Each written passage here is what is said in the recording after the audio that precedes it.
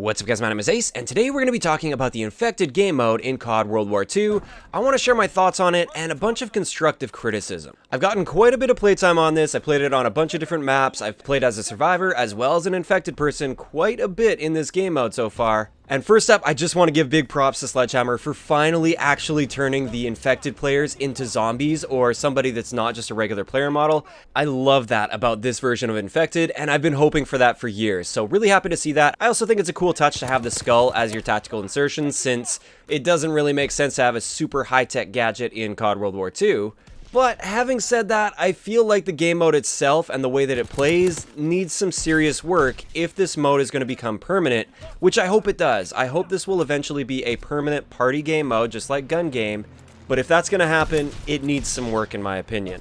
So realistically, I think there are two things that just absolutely need to happen, and then I have some other things that I would like to see happen in my ideal version of this game mode. But the first thing that I feel absolutely needs to happen is Scavenger, or I guess in this game, Forage. As it is right now, there is no way to replenish ammo as a survivor. Once you run out of ammo, you're screwed. That's the end of it. It's over. And I think that really takes away from the game mode and the whole idea of trying to stay alive and survive. Also risking yourself a little bit to go out and get those scavenger packs after you kill a zombie.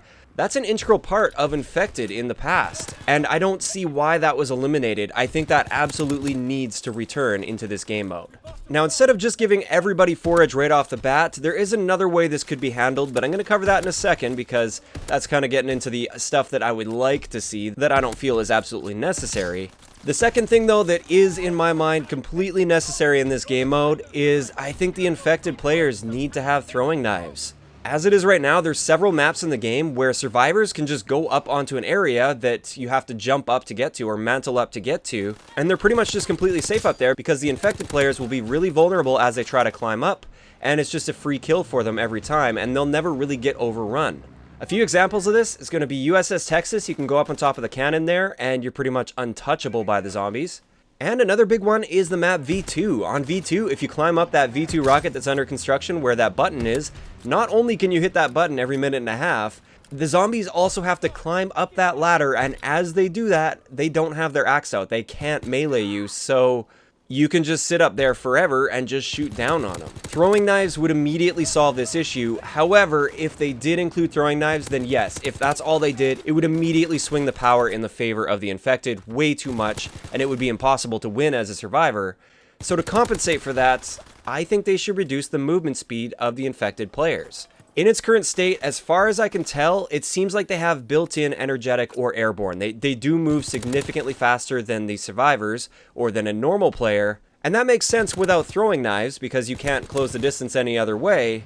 But like I said, I feel like throwing knives are pretty much necessary in this, and if they're going to do that, then yes, I think they should be lowering that movement speed as well to compensate. And I think overall, if we made those two big changes, first off, have a way for survivors to replenish ammunition, and second, give the infected players throwing knives, possibly at the cost of a reduction to the movement speed. If they did those two things, I think this mode would improve very significantly. Now let's move on to the things that I would love to see if I had full control over this and this was my baby, my game mode to make however I wanted to. Let's get into the things that I would like to see with this. First up, I'd like to see a variety of loadouts. Instead of just having a Type 100 with a combat shotgun, 2 S-mines, and some gas, I'd like to see some with sniper rifles. I'd like to see some with akimbo pistols. I think that would be amazing for Infected. Or maybe some rifles, maybe some other SMGs. Basically just a mix of various different guns. I would like to see a variety of loadout choices. On top of that, I'd make it like we had in Call of Duty Ghosts, where when you're voting for the map, you're not only voting for the map, you're also voting for the loadout, and you can see what the loadout is as you're voting. Either that, or you have the standard map vote like we have now, and then once you get into the game, everybody votes for the loadout within a game. Give everybody a choice of 2 or 3 loadouts, and then the one that's voted for the most, as there's the countdown before it picks the first infected player, that's when it decides what your loadout would be. I think that would be a really cool way to handle that, and it would increase replayability in this mode very significantly. The next big thing that I'd really love to see in this mode is the return of a specialist type streak, where you earn perks as you continue your streak. I think this is one of the things that made Modern Warfare 3's Infected mode so popular back in the day. You were encouraged to actually go out and get kills on infected players towards the beginning as it was easier, because as you got kills, you would unlock perks. So every 2 kills or so, you would get a new perk that would make you a little bit more powerful. This is where we could add that forage in. Let's just say you have to get 2 kills, and after 2 kills on infected players, you get forage on your class, and you can start picking up ammo from enemy players. Then at 4 kills, we could have hustle, so you can reload your gun a little bit faster. That would be really helpful in infected. Next, at 6 kills, give us Gunslinger, so we can reload while we're sprinting, and we can also hip fire while we're sprinting at any enemies that are coming at us.